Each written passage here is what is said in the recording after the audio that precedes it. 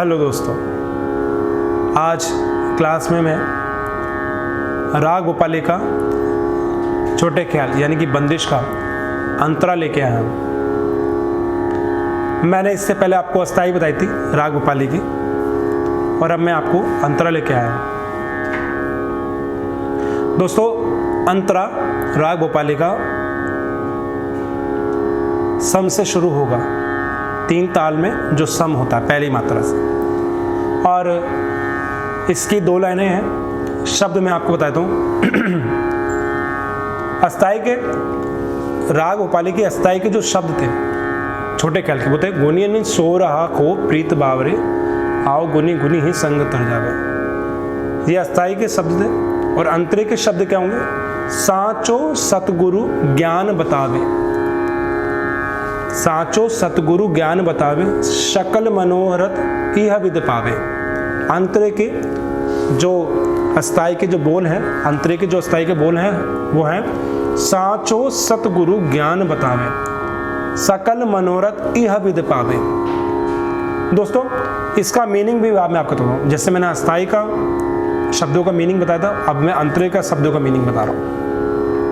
साचो सतगुरु, जो सच्चे सतगुरु हैं हमारे, वो साचो सतगुरु ज्ञान बतावे, सकल मनोरथ इह विद पावे। यानी कि हम जो चाहते हैं, जो हम पाते हैं, जो हम करना चाहते हैं, बिना गुरु के कृपा से नहीं कर सकते।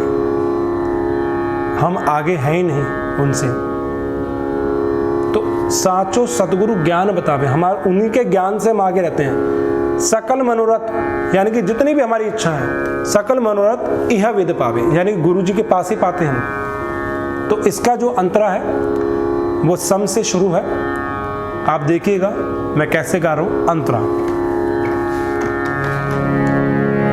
अंतरा है राग भोपाली का, और सम से स्टार्ट है, यानी कि पहले धा से।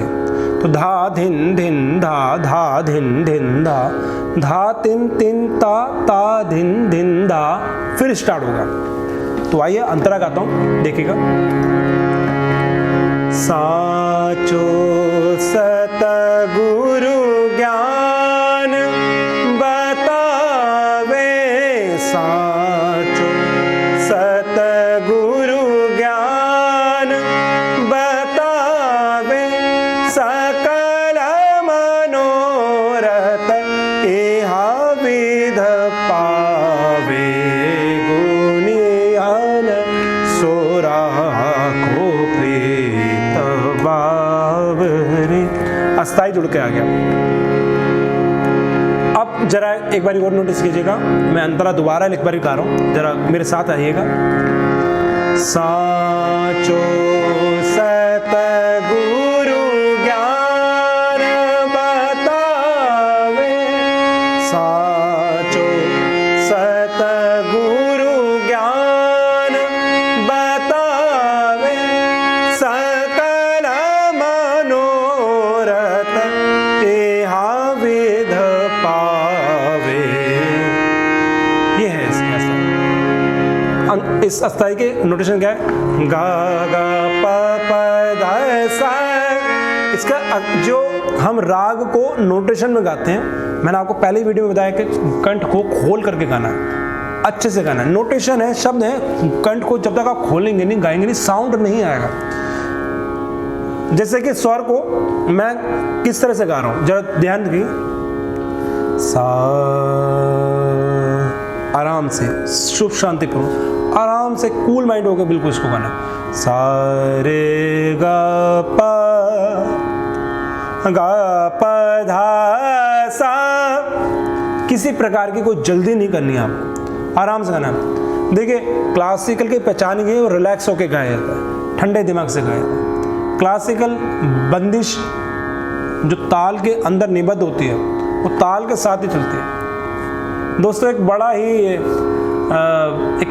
कॉमेडी का एक जिक्र है, एक छोटी सी एक लाइन है। संगीतकार कुछ जो विद्वान हैं जब आपस में मिलते हैं तो कुछ इस तरह से बोलते हैं कि स्वर माता है, स्वर माता है तो ताल पिता है। और जिनके पास ये दोनों ना हो तो थोड़ा सा अनाथ महसूस करते हैं। तो इस मारे इसको बड़ा साथ में लेके चलना है। स्वर और ताल को। स्वर राग भोपाली के ही लगने चाहिए और ताल 3 ताल 16 मात्रा की होनी चाहिए। राग भोपाली में कोई और शब्द जोड़ेंगे तो कोई और राग बन जाएगा। 3 ताल में अगर कम बढ़ती मात्रा करोगे तो वो आउट हो जाएगा, क्योंकि 3 ताल में 16 मात्रा ही होती है, 15 नहीं हो सकती है, 17 नहीं हो सकती। तो भारतीय शास्त्रीय संगीत गिनी चुनी मात्राओं का बना गया। टाइमिंग देखी जाती है, काउंटिंग देखी जाती है, शब्दों को देखा जाता है कि टाइमिंग कितनी हो गई है, कितना टाइमिंग उसमें बनता है, सब चीज़ों को फोकस किया जाता है।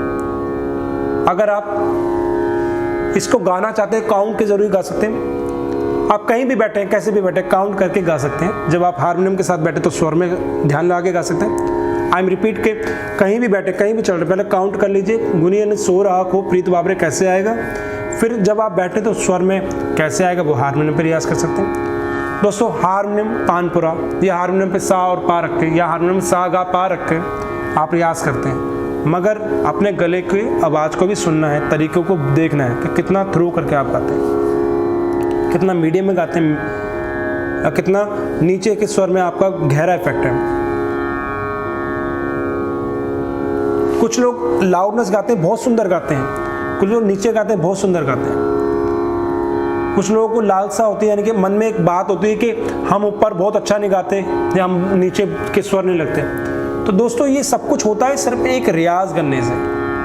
टाइमिंग बनाइए, रियाज कीजिए और इसके साथ साथ आप एक अच्छी डाइट लीजिए। अच्छी डाइट मैं बताऊंगा आपको, डाइट के बारे में भी, टाइमिंग के बारे में भी बताऊंगा कि रियाज कैसे किया जाता है, कैसे करा जाता है, स्वर का मुंह कैसे खोला जाता है, एफर्ट कैसे कैसे लगाए जाते हैं। तो टाइमिंग आपने ध्यान रखनी है और इसके स्वर और ताल के बारे में भी अच्छे से सोचना है। दोनों चीजें गाते समय याद होनी चाहिए कि स्वर कितना गले से आ रहा है और ताल कितना हम फोकस कर रहे हैं। अगर मिस भी होता है तो सेकंड टाइम और दोबारा लीजिए। आप इसको नोटिस कीजिए कि आप जो भी गा रहे हैं वो ताल के निवद यानी कि ताल के अंदर है। यानी ये 3 ताल है, 3 ताल अच्छे रूप में गाए थे, ये प्रमुख ताल है, ये गायन वादन नृत्य में सब में प्रयोग किए जाते हैं 3 ताल। अच्छा, जो गाने के हम अंदर प्रयोग करते हैं बंदिशों में, क्लासिकल वोकल में हम जो प्रयोग करते हैं वो होती है धा दिन दिन दा, धा दिन दिन दा, धा तीन तीन ता दिन दिन दा। 3 ताल का ठेका जो हम वोकल में प्रयोग करते हैं। अब नृत्य में ये ताल 3 ताल चेंज हो जाती है, वो होती है ना दिन दिन ना, ये चेंज होती है। तो ये मत समझिएगा 3 ताल वो है या ये है जो मैं बता रहा हूँ, दोनों ही 3 ताल होती है। थोड़ा सा शब्दों का खेल उनका अलग होता है, थोड़ा वो उस जगह पर सुनना पसंद करते हैं हम थोड़ा सा। तो संगीत सारा एक ही है, ना गायन वादन नृत्य, संगीत सारा एक ही है गायन वादन नृत्य में, मगर थोड़ा सा हल्का सा थोड़ा सा इफेक्ट वो अपना सुंदरता बढ़ाने के लिए चेंज कर दिया जाता है। तो दोस्तों आज की वीडियो में आपको मैं इतना ही बताऊंगा, अगले वीडियो में मैं आपको नोटेशन के साथ मिलूंगा। तब तक के लिए नमस्कार।